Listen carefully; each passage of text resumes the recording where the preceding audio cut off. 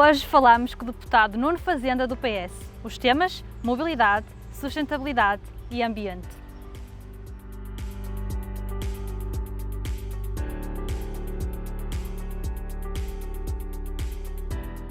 Bom dia, Sr. Deputado. Muito obrigada por ter aceito o nosso convite para esta entrevista.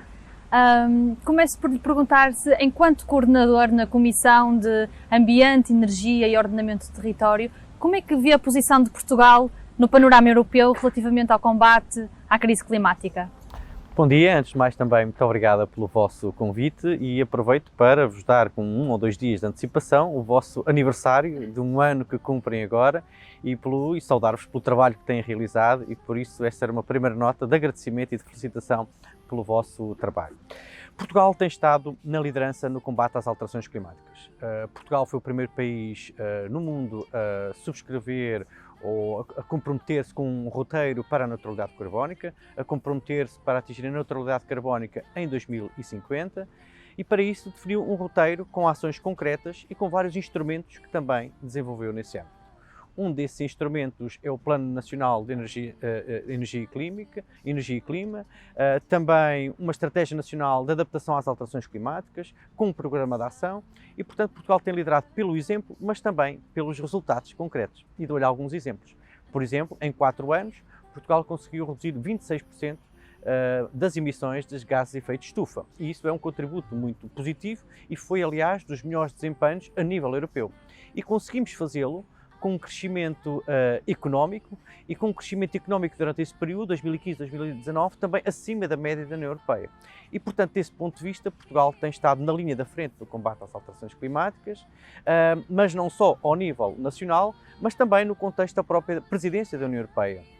Como sabe, Portugal terminou agora a presidência da União Europeia e, no seu mandato, conseguiu aprovar a Lei Europeia do Clima, a primeira Lei Europeia do Clima, foi aprovada na presidência da presidência portuguesa da União Europeia e conseguiu-se também aprovar uma estratégia nacional, também uma estratégia europeia para a adaptação às alterações climáticas. E, portanto, foram marcos importantes e, por isso, Portugal, creio que é visto como um bom exemplo e, aliás, a própria Comissão Europeia considera que Portugal é daqueles países que está em melhores condições para cumprir as metas até 2030 em matéria ambiental. E por isso creio que aquilo que é visto é como um sentido positivo.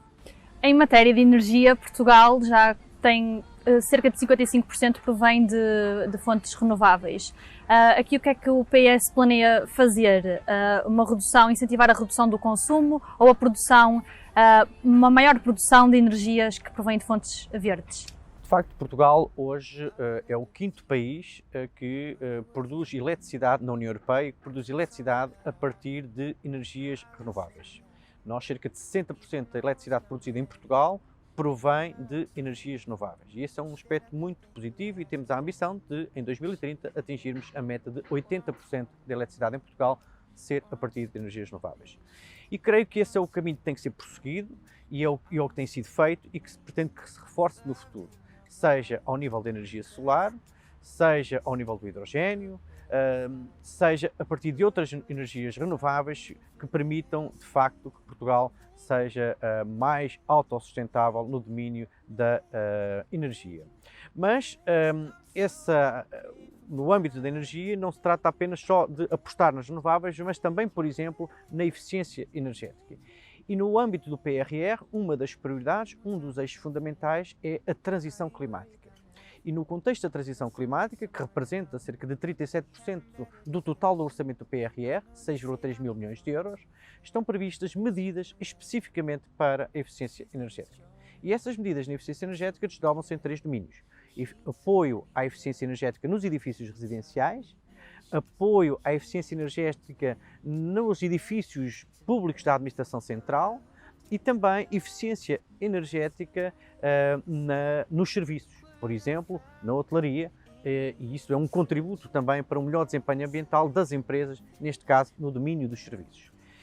E por isso esse é um caminho que se tem que fazer em paralelo. Por um lado apostar nas renováveis, por outro também a dimensão da eficiência energética. E aliás, recentemente foi lançado, está agora aberto, tem pouco mais de uma semana, um concurso no âmbito do PRR com cerca de 30 milhões de euros para apoiar candidaturas onde todos os portugueses podem apresentar um projeto, reunindo os requisitos que lá estão previstos, que prevejam a melhoria da eficiência energética das suas habitações. É um limite, apenas para deixar algum detalhe, em que um português pode candidatar até 7.500 euros para melhoria do desempenho ambiental da sua habitação, que inclui componentes como melhoria das janelas, classe A+, ou painéis solares, tudo que permita melhorar esse desempenho, porque isso também significa, digamos, menor fatura energética para os portugueses, menor importação, menores custos para o país e, portanto, claramente isso é investir também no futuro. E, portanto, eu diria que é essas duas vertentes que temos que trabalhar. Por um lado, energias renováveis, por outro também o apoio à eficiência energética. Fica aqui então o convite para os portugueses se candidatarem a esse projeto.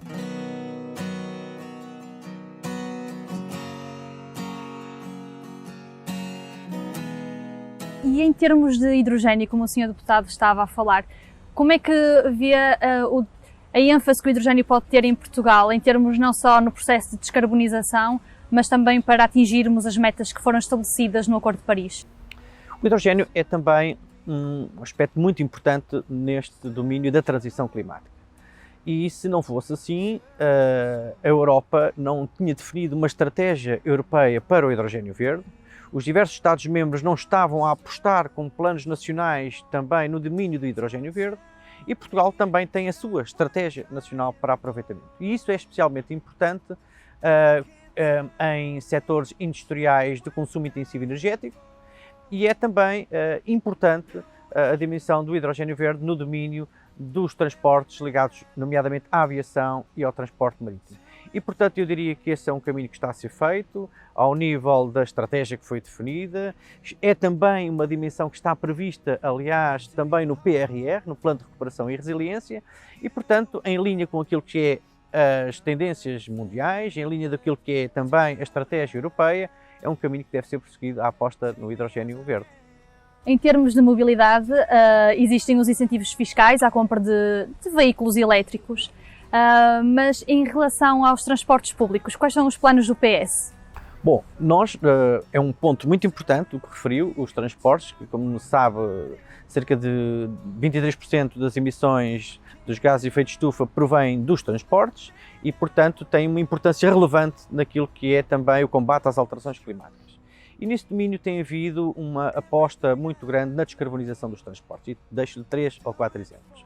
Um tem que ver com aquilo que tem sido o investimento nas infraestruturas de transportes, na ampliação, por exemplo, das redes de metro do Porto e de Lisboa.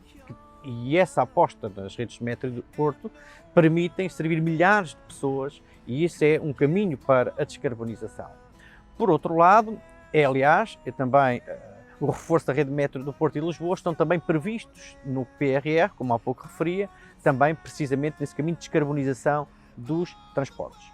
Por outro lado, houve também, e que se pretende uma continuidade, programas de melhoria da frota automóvel, chamemos assim, ao nível dos transportes públicos. Por exemplo, nos últimos anos foram adquiridos mais de 700 autocarros com alta performance ambiental. E isso é muito positivo, não só porque esses autocarros permitiram um maior conforto, maior fiabilidade, mas também um melhor contributo ambiental, porque não há nenhum desses 700 autocarros que tenha funcionamento a diesel. E, portanto, isso é muito positivo, esse investimento que foi feito. E, a muito breve trecho, serão abertos novamente concursos para se apoiarem a aquisição de mais de 130 autocarros também para a melhoria do transporte público e todos eles também com performance ambiental. E, portanto, como vê, este é um caminho de descarbonização e de incentivo também àquilo que é o transporte público e do conforto e da fiabilidade.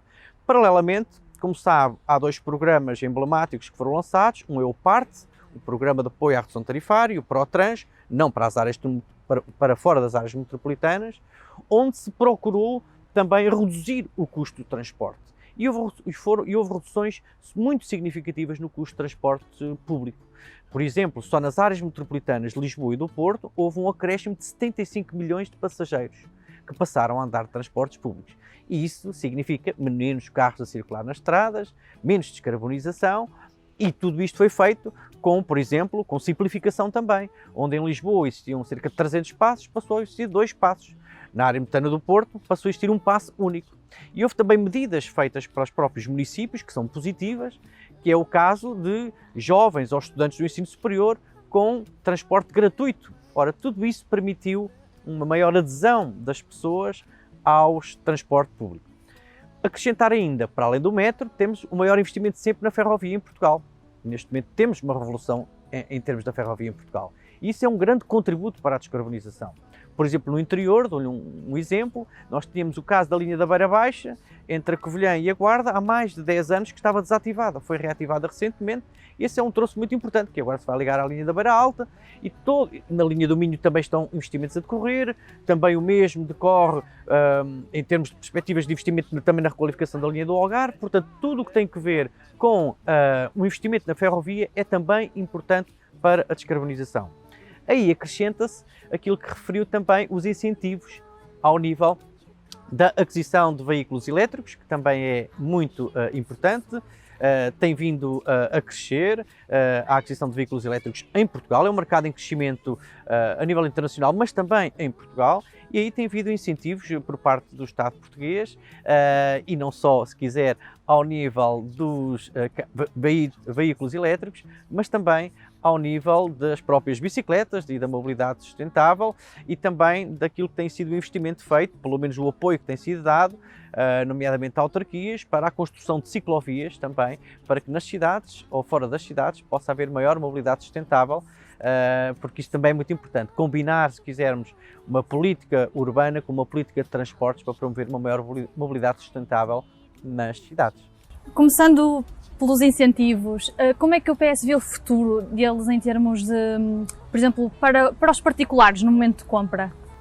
Eu creio que esses incentivos devem ser continuados, devem ser prosseguidos para que haja precisamente uma maior descarbonização dos transportes, mas, repito, nós temos que apostar por um lado, na dimensão dos transportes públicos, maior fiabilidade, maior conforto, maior desempenho ambiental, sim, incentivos para também aquilo que tem que ver com a aquisição de veículos elétricos, também ao nível das bicicletas, porque também permite a mobilidade sustentável nas cidades, e eu creio que é esta conjugação que permite maior desempenho ambiental ao nível da descarbonização dos transportes, e por isso a resposta é sim, que devemos ter dar continuidade, pelo menos por hora, nos incentivos ao transporte de viaturas elétricas. Tocando aqui no tópico da mobilidade suave, está nos planos do PS o desenvolvimento da infraestrutura para que se torne mais fácil dentro das cidades circular de bicicleta elétrica, por exemplo? Porque o senhor deputado é adepto da bicicleta elétrica. Sim, é verdade, isso é verdade. Eu próprio sou adepto da bicicleta elétrica e, portanto, faço, aliás, algumas vezes por semana para a Assembleia, que é a missão que neste momento exerço, desde a minha casa até a Assembleia, portanto, pelo menos 1 ou 2 vezes por semana vou para a Assembleia de bicicleta e devo dizer 2 coisas. Ao nível de Lisboa, que melhorámos muito significativamente ao nível das ciclovias, mas ainda há um caminho a percorrer. Aliás, nós vemos em Lisboa muita obra a acontecer ao nível das ciclovias e isso é um caminho muito positivo para a nossa mobilidade sustentável ou suave, como disse muito bem, que tem havido um investimento muito relevante ao nível da mobilidade suave em Lisboa, com a construção de ciclovias e esse é um esforço que tem sido feito e que deve ser prosseguido e que nós podemos assistir, quem caminha por Lisboa vê essas obras a acontecer, para que se possa circular mais de bicicleta na cidade de Lisboa, mas quem diz em Lisboa, diz em outras cidades do país, no Porto e outras cidades do interior, e esse é um caminho que deve ser prosseguido e que está, aliás, nós temos uma estratégia nacional de mobilidade ativa e que prevê precisamente também prioridades ao nível do investimento nestas áreas, do apoio a ciclovias, que tem vindo a ser dado e que deve ser continuado no futuro.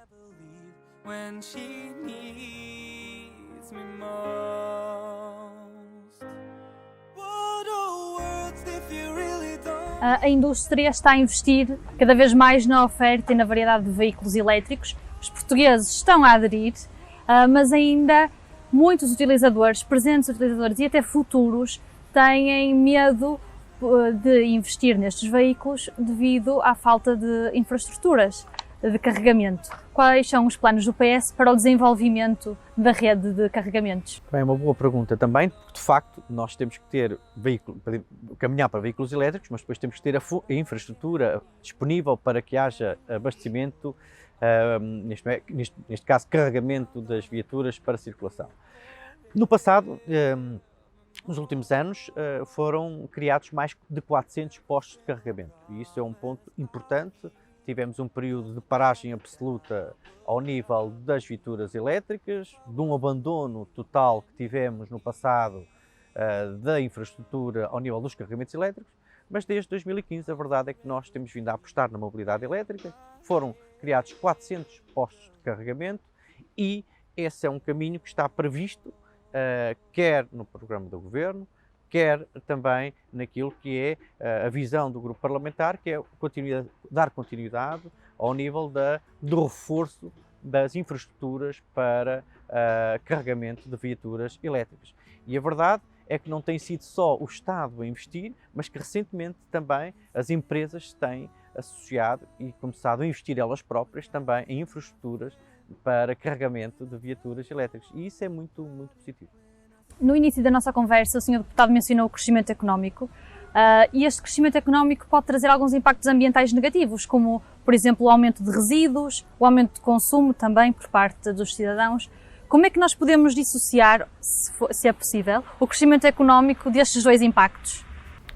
É uma boa questão. O que eu acho é que, na verdade, o crescimento económico no futuro, sustentável, duradouro, competitivo, só acontecerá com base em um ambiente, em padrões ambientalmente exigentes, nas empresas que consigam descarbonizar, com as empresas que adotem práticas ambientalmente sustentáveis e, portanto, serão as empresas que adotem melhores práticas do ponto de vista ambiental que serão mais competitivas no futuro.